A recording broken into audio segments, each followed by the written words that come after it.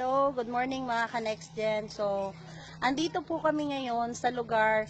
1 month ago, nandito kami sa Pampanga para tulungan yung isa sa mga kliyente natin na ang problema nila sa kanilang lupain hindi makapagpabuhay ng tanim. So, andito po kasama ko si Ma'am Jovelyn San Felipe at your service, Rowena Borja po. So, andito kami, pupuntahan po natin yung ating guyabano na trinate po natin last month ng Bioprotect with Rapid Growth. So, ito po ngayon yung guyabano. Before po, itong lugar na to is mabuhangin. Mabuhangin po talaga siya. So, hindi po siya nakakapagpabuhay.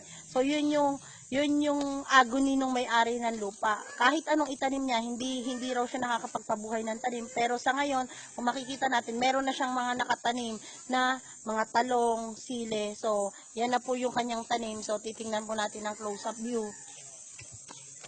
So, ayan na ginamitan natin. So, kung titingnan nyo yung lupa, mabuhangin talaga siya. So, ayan. Ayan yung sile na ginamitan ng ating produkto. Yan po ay dinidiligan nila. Nung itinanim siya, idinilig. So, dapat 3 days bago idilig, i-spray na yung I-spray lupa. na sana ang lupa. So, ito po, ganito yung So, late na po kami. late na. Pero, ito yung resulta ng ating ginamitan ng produkto. Ang pinaka talagang binalikan namin dito is yung guyabano. Guyabano nila, 6 years na, hindi na namumunga. Pero ngayon, nakapagpabunga na. Ibig sabihin, nagtuloy-tuloy na yung bunga. So, ito yung guyabano. Ito, ayan yung guyabano. Before, hindi yan talaga namumunga. Pero ngayon, after nating matreat, ayun, may bunga na siya. At yung bunga niya, hindi na kagaya dati na puting-puti o namumuti yung kanyang bunga. Ayan na. Ayun. So, ito, ang kailangan na lang neto ayan. So, kakailanganin na lang niya, ma-sprayan siya ng ating bio-organic foliar. Nung nakaraan, yung bunga yata na yan, maliit siya. Maliit na maraming puti-puti. Oo, yan, yung bunga na yan. So, After applyan siya ng Bioprotect, saka ng Rapid Growth na pinerment sa cornstarch. So, kung makikita natin, ang dahon, yung iba, naging makintad na siya, naging maganda na.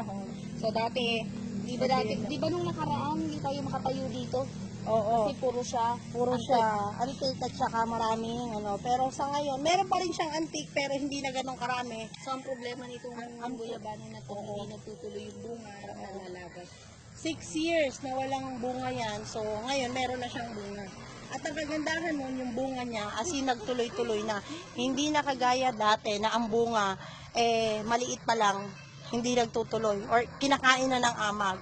Yan po yung binalikan namin dito. At ang kagandahan po rito, napaka-positive ng result ng next gen product natin dito sa lugar na to. So yung may-ari, pinaplano nila na mag-engage dito sa ating company, sa ating Next Gen Global Alliance para mas ma-share pa nila ang mga produkto sa mga katulad nila na may mga problema rin sa kanilang mga lupain or hindi man nakakapagpabunga yung kanilang mga lupa. So, muli po, ako si Rowena Borja with Ma'am Jovelyn San Felipe and with Sir Joey San Felipe. So, andito kami muli nagbabahagi sa inyo na isang napakagandang resulta dito sa Pampanga. Salamat po.